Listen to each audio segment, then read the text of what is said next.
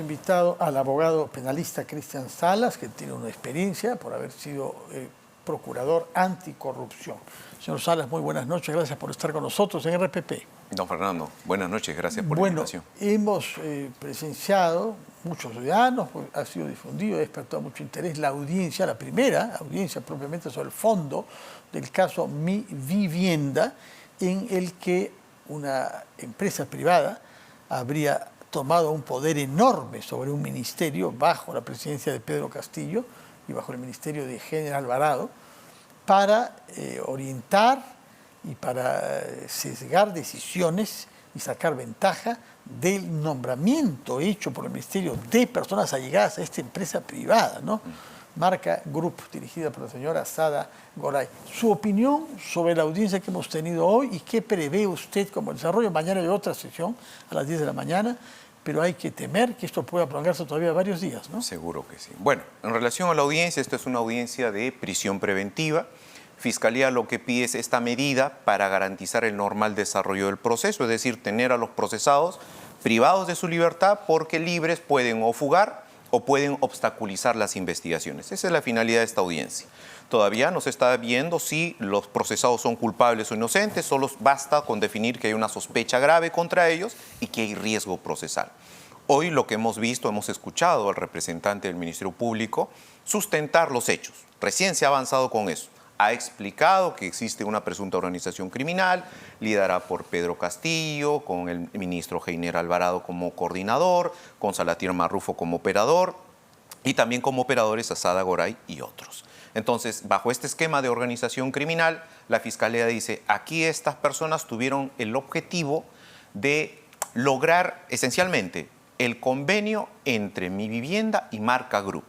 ¿Convenio en relación a qué? Al proyecto que garantizaba bonos para construcción de viviendas. Entonces ese era un gran negociado que ellos querían obtener. Pero no era solo eso. La Fiscalía ha dicho, además de esto, había otra actividad que era la de los copamientos. Es decir, el funcionario público, a recomendación de Sada Goray, designó a los miembros del directorio de Mi Vivienda.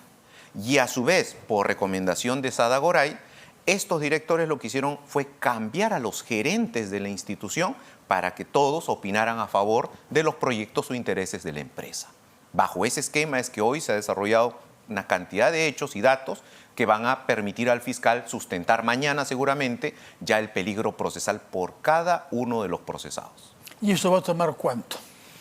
Según lo que hoy mismo el juez desarrolló en la audiencia en cuanto a su programación, mañana continúa el fiscal, va a individualizar los hechos, va a señalar los elementos de convicción, el material probatorio, uno por uno. ¿Y eso es también otras 5 horas como hoy? Que no creo que 5, pero sí su par de horas más, ¿no? Y luego ya viene un primer debate sobre hechos, luego viene la exposición de la prognosis de pena, es decir, que los delitos que se están imputando son altos, viene otro debate sobre eso, y luego al final viene el peligro procesal. Y viene otro debate. Entonces calculamos que lunes, martes, miércoles debe estar concluyendo esta... ¿Habrán sesión el sábado y el domingo o solo el sábado? ¿Cuál es la costumbre? Eso lo va a definir el juez, pero en estos casos de prisión preventiva lo recomendable es eso porque estas personas ya están privadas de libertad y no se puede justificar o aplazar esa privación de libertad si es que ya su plazo venció. Pero ¿qué pasaría si para alguno de ellos se decide que no corresponde una prisión preventiva? ¿Qué pasa con los días que se han pasado esperando que se decida eso? Ya van varios días más allá de los 10 que es el límite máximo. Los 10 vencieron el lunes. La ley contempla eso y en ese caso se entiende que la privación está justificada hasta que no haya la decisión sobre el requerimiento de prisión preventiva. De acuerdo. Este caso y esta audiencia, ¿tiene alguna particularidad o nos sorprende a nosotros lo que estamos viendo y ha despertado mucho interés? Y hay muchos otros similares. ¿Hay algo particular que le llame la atención en este caso? Yo veo aquí 3 aspectos que, digamos, son importantes y también mediáticos, ¿no? El primero es que el caso está vinculado, es uno de los casos, vinculados directamente al expresidente Pedro Castillo. Este caso es el que revienta y detona el 6 de diciembre una noche, el 7 de diciembre declara Salatiel Marrufo ante la Comisión de Fiscalización presidida por el congresista Héctor Ventura y genera todo lo que hemos visto en horas siguientes. por ahí, esto está vinculado a eso.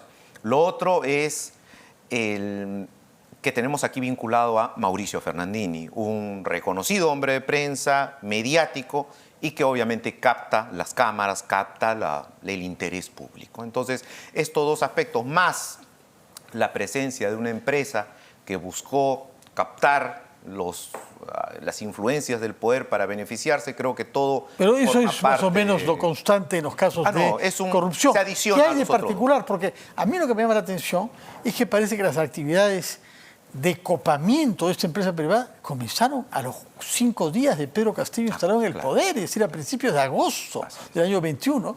Y yo no sé si hayan habido otros casos en donde se haya podido establecer que esta empresa logra hacer nombrar funcionarios y rotar jerarquías en el Ministerio de Vivienda y en otras instituciones, se dice como SUNARP y la Superintendencia de Bienes Nacionales. Hoy el fiscal expuso eso, se desarrolló que no solo se buscó cooptar Mi Vivienda, sino también la SBN, la Superintendencia Nacional de Bienes Nacionales, la propia SUNARP, es decir, se habría buscado no solo el Fondo Mi Vivienda, sino diversas entidades vinculadas a viabilizar los proyectos, porque estos proyectos necesitaban, por ejemplo, permisos de registros públicos, agua de Sedapal, y buscaron pues cooptar todas estas entidades. ¿Por qué el ministro mismo, que está detenido, no forma parte de esta investigación, General Alvarado? O sea, forma parte del marco fáctico, por eso en el organigrama se menciona Castillo, Alvarado, pero él no está en esta investigación porque aquí estamos ante una fiscalía provincial. El señor Alvarado, por su investidura, es investigado en Fiscalía de la Nación, por los mismos hechos, pero en Fiscalía de la Nación por un tema de competencia. De acuerdo. O sea que lo que se avance acá tiene que ser avanzado también de manera paralela por el fiscal Guamán, creo que es el que está viendo el caso, el fiscal supremo provisional, ¿no? Así es, intercambian, comparten información para no repetir actuaciones, se van trasladando los datos y se va complementando ambas investigaciones. De acuerdo. De lo que ha visto hasta ahora, ¿cree que de acá saldrán indicios sólidos de la participación de Pedro Castillo en esta trama de corrupción? Lo que tenemos que precisar es que estos casos de corrupción se trabajan con prueba indiciaria. Creo que ya nuestra jurisprudencia ha ahondado mucho en eso, no necesitamos el audio, la voz del sujeto, del presidente dando las instrucciones. Estoy convencido de que de esta investigación va a fluir información que va a permitir más adelante en el juicio oral utilizar prueba indiciaria contra Pedro Castillo. ¿Y esto por qué? No solo porque puede estar mencionado, sino porque el propio Salatiel Marrufo ha señalado que el dinero que se recibía de Marca Group estaba orientado a Pedro Castillo, a sus familiares, al pago de congresistas e incluso al financiamiento de marchas. Entonces, a partir de ahí hay una ruta de investigación que seguro Fiscalía de la Nación está siguiendo. De acuerdo. ¿Qué fuente tenemos en este caso de redes sociales y de correos electrónicos? Porque eso es relativamente novedoso en relación a la época en la que usted era procurador anticorrupción. Había mucho menos comunicación digital, ¿no? Acá tenemos bastante y aparentemente se han hecho conocer chats y otras maneras de comunicarse que son indicios graves, ¿no? Sí, y eso es gracias a la aparición de colaboradores eficaces. ¿Por qué? Porque, por ejemplo, hay una deficiencia actualmente, tenemos. Los celulares de alta gama hoy no pueden ser leídos por los equipos que hoy tiene la policía, por ejemplo. Entonces, si se detiene una persona que presuntamente comete un delito, se le incauta el celular de alta gama, el más moderno que tiene, y lo sometemos a la máquina para que revise su contenido, la máquina no lo reconoce. No podemos acceder. Entonces, ahí viene la importancia del colaborador eficaz. El colaborador eficaz abre su celular y dice, mire, acá están todas las comunicaciones. Se hace un acta de transcripción, se captan las imágenes y así se obtiene esta información. Gracias a los postulantes a colaboración eficaz que pueden corroborar lo que dicen. En este caso, la Fiscalía ha presentado chats, ha presentado capturas de pantalla, ha presentado comunicaciones vía WhatsApp que permiten justamente dar fe o corroborar lo que los colaboradores han señalado. Antes de hablar sobre el tema de fondo de la colaboración eficaz, que usted sabe es objeto de una ley que el gobierno tiene que promulgar u observar, tiene 4 días de plazo para eso, quiero que me dé su opinión sobre esa ley. Yo quiero que nos explique en este caso, bajo qué condiciones califica uno en este caso para ser colaborador eficaz. Porque al principio todo hacía indicar que la señora Sada Goray misma estaba siendo tratada con mucha benevolencia por la Fiscalía, hasta el punto de que la fiscal del caso Barreto viajó a Estados Unidos para entrevistar, no le hicieron venir a ella, la propia fiscal de la Nación habría viajado y ella estaba en libertad y sin ninguna requisitoria. De pronto pasó a lo contrario.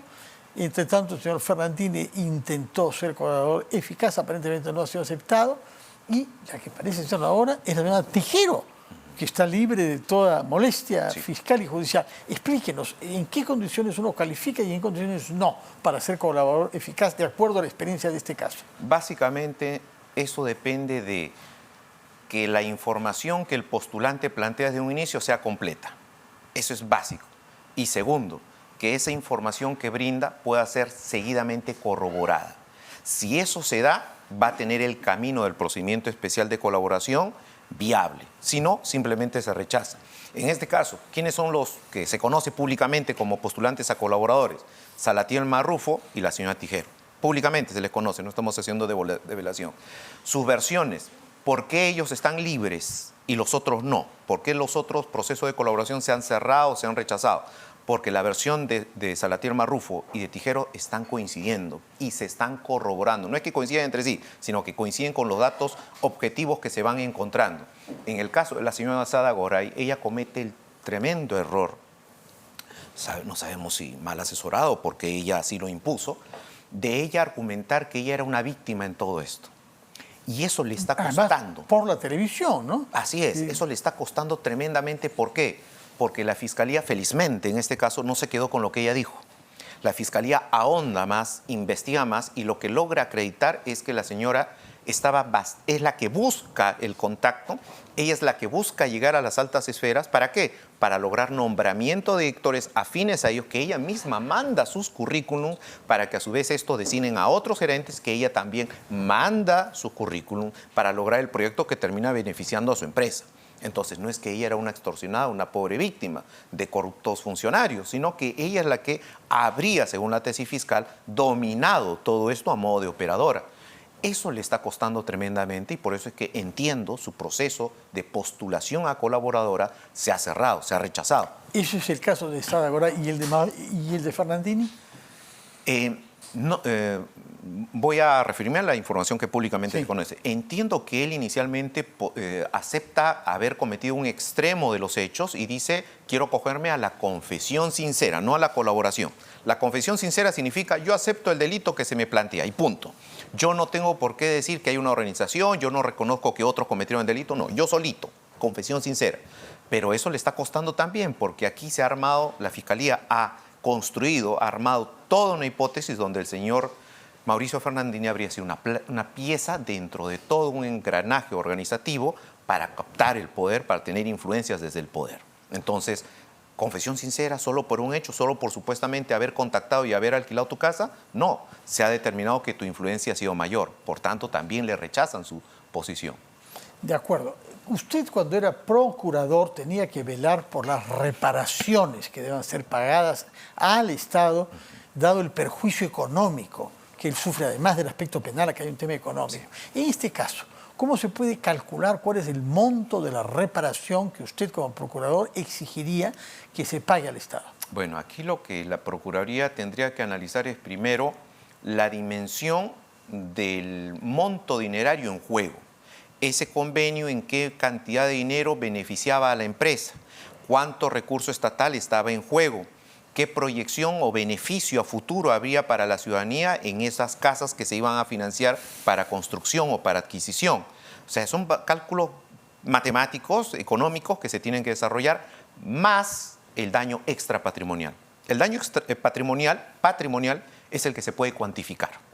Con una pericia contable se hace, pero hay un daño extrapatrimonial. ¿Y cuál es el daño extrapatrimonial? Toda esta percepción de este caso mediatizado, el hecho de una corrupción a esta escala, ¿qué genera en la ciudadanía? Descrédito del Estado, desconfianza en general del poder político. La percepción de que el político es corrupto, de que todo funcionario es corrupto. Entonces, eso es incalculable, pero también se tiene que hacer un esfuerzo argumentativo para hacer un cuánto de ese monto de dinero. Hay dos temas de fondo, vayamos ahora al primero de ellos, que es el de la figura en sí misma de la colaboración eficaz. Se introdujo en nuestra legislación durante los años 90, me parece, a partir del modelo italiano, la lucha contra la mafia, etc. Y ahora se está cuestionando mucho que no esté sometido a plazos y se están buscando imponerle condiciones difíciles. Es decir, que todas las conversaciones con el eventual colaborador sean grabadas, que haya un abogado presente, etc. ¿Cómo juzga usted esta iniciativa de ley que apareció en el Congreso y cuyo plazo para ser promulgada u observada por el gobierno vence el 24, es decir, dentro de 4 días? Han habido declaraciones ambiguas hasta ahora y cierto silencio, sobre todo por parte del ministro responsable del sector, que es el de Justicia, ¿no? En la academia, en el mundo del derecho, hemos debatido mucho sobre esto. Y yo creo que es momento de sentar una posición. Primera posición, la norma nunca es mala. Los malos son los operadores, quienes la aplican mal, la aplican de manera ineficiente. En este caso, la normativa de la colaboración eficaz nace efectivamente en base a experiencias internacionales que dieron efectos, como la desarticulación de mafias internacionales en Italia. Pero aquí, cuando se aplica, también tiene efecto positivo. Se logra, gracias a lo que antes era la ley de el arrepentimiento, se logra logros. Que fue aprobada bajo Fujimori, me parece, resultados positivos para terroristas, ¿no? En la lucha antiterrorismo. Buscando que hayan terroristas que quieran dar información a la policía, confesando ellos lo que habían hecho. Y señalando quiénes eran las cabezas, ¿no? O sea, siempre la colaboración nace como una normativa que permitía perdonar a los pequeños para capturar a los grandes. Así surge la colaboración eficaz. En el transcurso del tiempo, la ley peruana es modificada. Y a raíz del caso Odebrecht, que hoy tanto cuestionamos, lo que se hace es, primero, modificar nuestra legislación para que se permita la colaboración de los cabecillas. Primer error que tuvimos. Segundo Eso es un error que se cometió hace relativamente poco, ¿no? Con el gobierno de PPK. Sí.